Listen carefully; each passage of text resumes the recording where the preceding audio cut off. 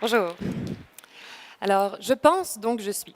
On a tous probablement déjà entendu cette phrase, elle nous vient du philosophe René Descartes. Il avait conclu que la seule chose dont on est absolument certain dans notre monde, c'est que nous sommes des choses qui pensent. Moi, ce qui m'intéresse, c'est comment est-ce qu'on fait ça. À n'importe quel moment, c'est environ 1 milliard de neurones qui s'activent dans votre cerveau et qui envoient des signaux électriques à travers leurs milliers de connexions. C'est grâce à ça qu'on est capable de voir, d'entendre, de bouger et bien sûr de penser. L'EEG, c'est utilisé en médecine pour en apprendre plus sur des maladies comme l'épilepsie ou l'Alzheimer, mais c'est aussi un outil technologique très puissant. Moi, j'étudie l'EEG pour le développement de nouvelles interfaces cerveau-machine. Un peu comme le professeur Xavier que vous pouvez voir sur ma slide des X-Men. Donc une interface cerveau-machine, qu'est-ce que c'est? Dans la vie de tous les jours, on utilise beaucoup d'interfaces avec les machines. Votre clavier d'ordinateur ou la surface de votre téléphone intelligent, ce sont des interfaces humain-machine. Elles vous permettent de communiquer, de contrôler vos machines avec des mouvements, de vos mains dans ce cas-là. Une interface cerveau-machine, ça vous permet de contrôler votre machine directement par la pensée. Donc ça, directement par la pensée. Oui, en effet. Donc,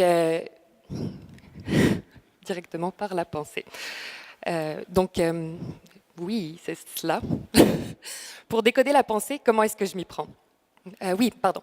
Donc, imaginez écrire un texto sans avoir besoin d'utiliser vos gros doigts pour appuyer sur les touches, mais simplement en formulant le message dans votre tête. Ou encore, une application qui serait capable de mesurer votre état de concentration et qui mettrait en veilleuse les notifications et les appels pour éviter de vous interrompre durant les moments où vous êtes concentré. Eh bien, cette application, c'est le sujet de ma thèse. Et pour y arriver, je compte utiliser l'EEG. Je vois qu'il y en a certains qui sont peut-être un petit peu sceptiques ici. Mais ce genre d'émotion, c'est aussi une émotion que je peux décoder avec l'EEG.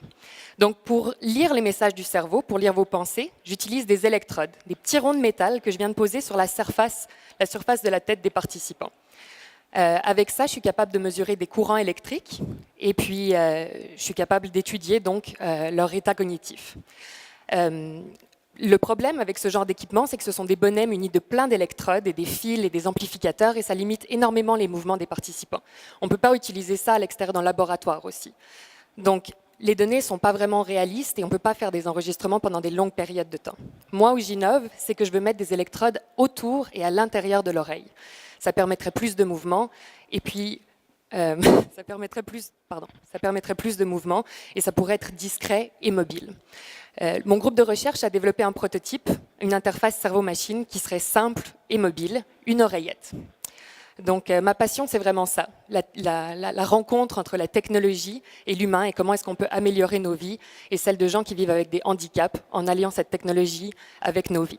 Donc en terminant, je me permets de paraphraser Descartes et de vous dire « je pense, donc je peux contrôler une machine ».